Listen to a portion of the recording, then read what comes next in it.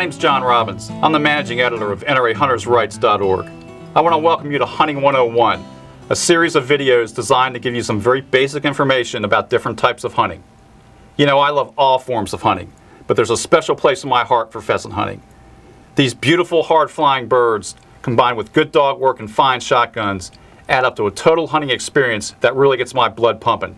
Let's take a look at what you need to get started pheasant hunting. One nice thing about pheasant hunting is that it does not require a highly specialized gun. A 12 gauge is by far the most popular gauge for most hunters, but a 16 gauge can do the job, and a 20 gauge under some conditions can be effective too.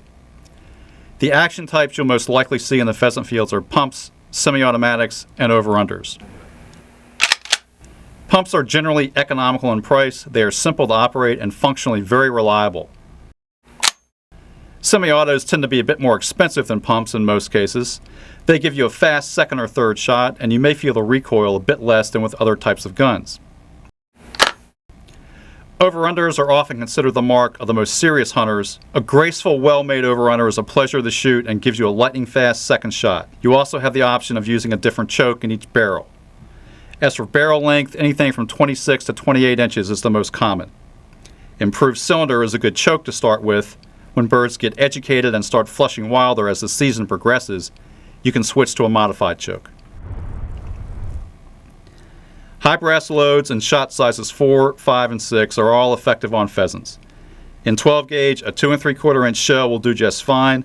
In 20 gauge, a 3-inch shell will give you an edge if your gun will handle it. Check the stamp on your barrel to make sure it will. Lead shot is most traditional in upland bird hunting and is very effective, but some areas now require steel or other non-lead shot for upland birds. Check your local regulations before you start hunting.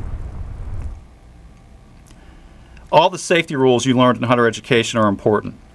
In pheasant hunting, it's particularly important to know where your hunting companions are and to establish zones of fire, areas where you can swing your gun without pointing it at a companion. Wearing blaze orange, which may be required in your state, will help you keep track of where people are.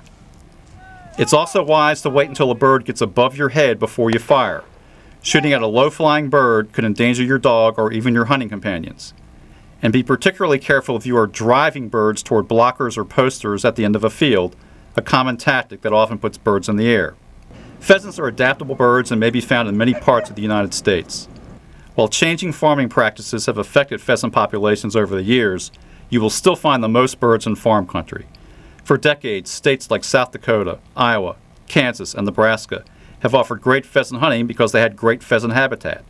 A program generically known as Open Fields, backed by NRA, encourages private landowners to open their property to public hunting. These lands, plus state wildlife management areas and various federal properties, provide many opportunities for the average hunter.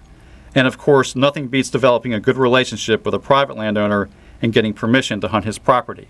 You can also find a state-by-state index of public hunting lands on NRAHuntersRights.org.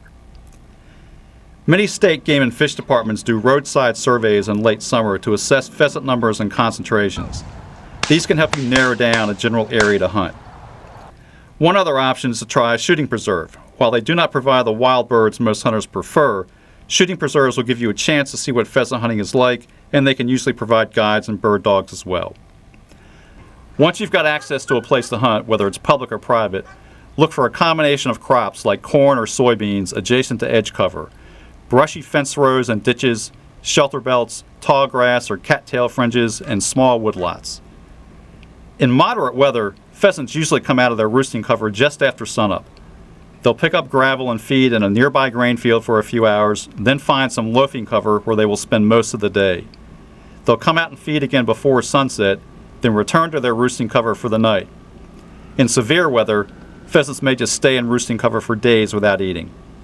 Keep in mind when shooting at a pheasant that most of your target is tail feathers. Swing your barrel through the body of the bird, establish your lead, pull the trigger and follow through. Keep the gun moving after the shot. You can find out much more about pheasant hunting in the NRA book Upland Bird Hunting. You can order the book at the web address shown on the screen. Thanks for watching.